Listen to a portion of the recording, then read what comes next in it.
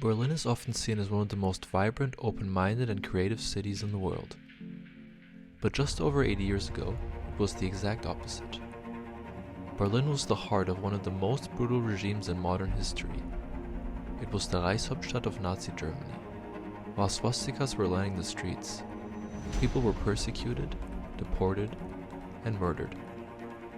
Today, traces of that dark past still remain, not only in books and memorials, but also in stone and steel. In this video, I'll take you through some of Berlin's most significant Nazi-era buildings. We'll explore the architecture, the ideology, and how these spaces are used and understood today. In the final days of the war, Berlin was devastated. Over a third of its 1.5 million apartments were destroyed, entire neighborhoods flattened. While some Nazi buildings were torn down, others were restored and renovated. But what makes these structures so interesting? And how do they differ from the other buildings? For totalitarian regimes, architecture isn't just aesthetic, it's ideological. These buildings were meant to make people feel small, to glorify the state, to last forever. And walking past them, you can still feel it today.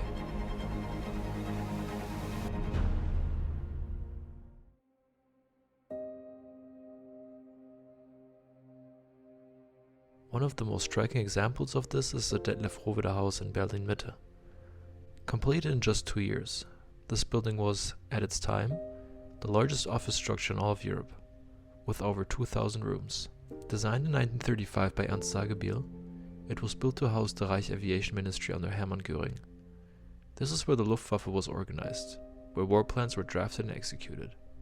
Long repetitive facades, towering limestone columns, and uniform windows stretching endlessly in both directions. The building was constructed with a reinforced concrete skeleton. In 1949, the German Democratic Republic, the GDR, was proclaimed in this very building. Today, the building houses the Finance Ministry. Bureaucrats still fill its offices, just as they did nearly a century ago. Different ideology, same desks. But one prominent relic of the GDR still remains: the socialist mural on the outer wall, titled Aufbau der Republik. It's a massive tableau of beaming farmers, factory workers, engineers and artists, marching confidently into a socialist future. Maybe socialism wasn't that bad after all.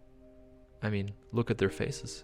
I doubt the current employees of the Finance Ministry smile like this on a Monday morning.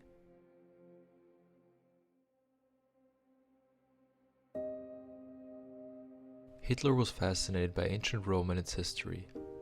Alongside adopting the Nazi salute, he also admired classical Greek and Roman architecture. This recreation of classical Roman architecture can be nowhere clearer seen as in the Olympiastadion in Berlin. Built partially below ground level, it was meant to evoke the Colosseum in Rome. Built between 1934 and 1936 by Werner March, the stadium was designed for the 1936 Olympic Games. Between the two towers at the Olympic Gate, the Olympic ring symbolized the Olympic Games of 1936. Furthermore, the original Olympic bell from 1936 can still be seen on the premise. With its precise symmetry, pedimented porch, and commanding stone facade, the Olympiastadion is a textbook example of Nazi architecture. Despite its scale, the stadium somehow escaped Allied bombing, surviving the war almost entirely intact. Its architecture still reflects the Nazi ideology. The two stone towers at the main entrance, the Bayernturm and the Preußenturm, as well as the towers on the other side of the stadium, the Friesen, Sachsen, Franken and Schwabenturm, are named after Germanic tribes that would all unite under Hitler. This mythology of race and ancestry was central to Nazi ideology and was literally built into the architecture. On the southeast side of the Olympic Stadium are the 7-meter-high sculptures of discus throwers by Karl Albiker. Built in 1936, they were shaped in accordance with the Nazi ideal of Aryan supremacy. The sculptures embody a vision of rulership and dominance. This is similar to the horse rider sculpture at the transition to the Maifeld, where the sculptor oversized the human sculpture so that the horse looks like a pony making sure to symbolize the importance of depicting the superiority of the Aryan race. This ideology was put to the test during the 1936 Olympic Games. In a moment of poetic justice, this very stadium, built to celebrate Aryan supremacy, became the site of Jesse Owens' legendary victory.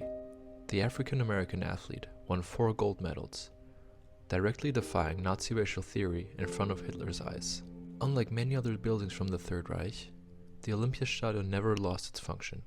It remains one of Germany's most important sport venues and is home to Hertha BSC.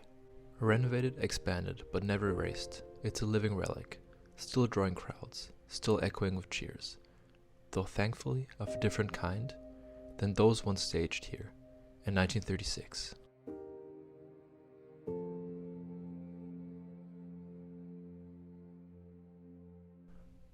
Another creation by Ernst Sagebiel, Tempelhof Airport, is one of Berlin's most iconic Nazi-era buildings.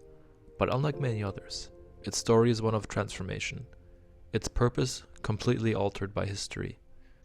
Construction began in 1936, and the goal was clear: to create a showpiece of Nazi engineering, modern technology, fused with monumental scale. With over 9,000 rooms, vast open halls, and a curved terminal that stretches more than 1.2 kilometers, Tempelhof was among the largest buildings in the world at the time. The centerpiece is the reception hall building, with its 3-story hall and a large forecourt. The airport was part of Hitler and Albert Speer's vision for a future Berlin as the capital of a new European empire, but history had other plans. By 1942, with the war escalating, construction was halted. Instead of civilian aircraft, the airport became a site of forced labor and arms production, while it became a target for Allied bombers.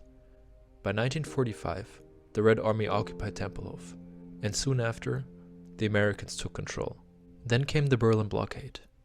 In 1948, Soviet forces cut off West Berlin's supply routes, and Tempelhof, once a symbol of Nazi power, became the lifeline of democracy, with American planes landing every 90 seconds to deliver valuable supplies to the starving city. After the Cold War, Tempelhof remained operational until 2008. Today, it's a beloved public space, a massive urban park where Berliners gather. But one relic of the past still remains, quietly watching: the Iron Eagle head. Situated on the Eagle Square, in front of the entrance of the departure building, originally it belonged to a 5-meter tall Nazi sculpture, designed by Walter E. Lemke. An eagle gripping a world globe with a swastika, its claws deeply sunk into the globe. After the war, the Americans removed it and replaced it with a radar system. The eagle's head was taken to West Point, where it stayed for decades. Then, in 1985, it was returned to Berlin. Today, the eagle stands at the airport entrance as a monument to the cooperation between the West Berliners and the US Air Force. Overall, Tempelhof is now a cultural landmark, a vast open space where Berliners gather, a place where history meets the present.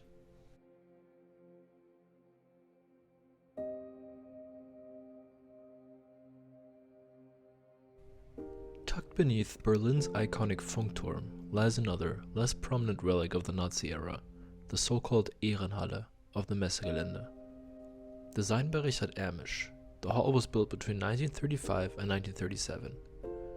Stretching 240 meters, the Ehrenhalle was a bold attempt to merge two worlds: the modernist innovations of the early 20th century and the monumental classicism favored by the Nazis. You can still see the fingerprints of modernism, its clean formal language, innovative materials, and the use of the reinforced concrete skeleton method, which allowed for wide open interior spaces and structural efficiency. But at the same time, Ermisch adhered to the visual vocabulary of the regime: pillared facades, heavy symmetry, and a central ceremonial hall. After the war, unlike many Nazi-era structures, it never truly lost its function. It now plays host to ideas, innovations, and connections from across the globe, a powerful contrast to the nationalistic propaganda it was built to promote.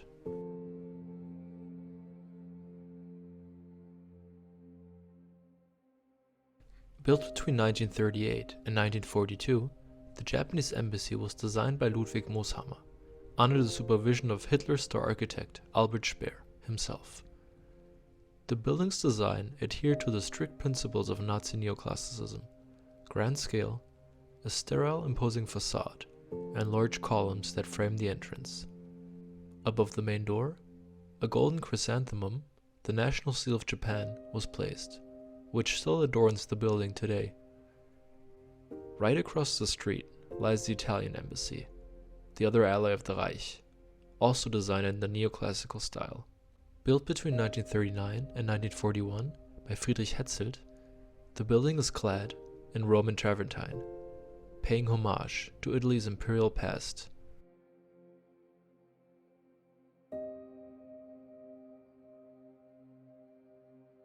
In the 1930s, Hitler's vision for Berlin was grand, so grand that he dreamed of turning the city into the world's capital.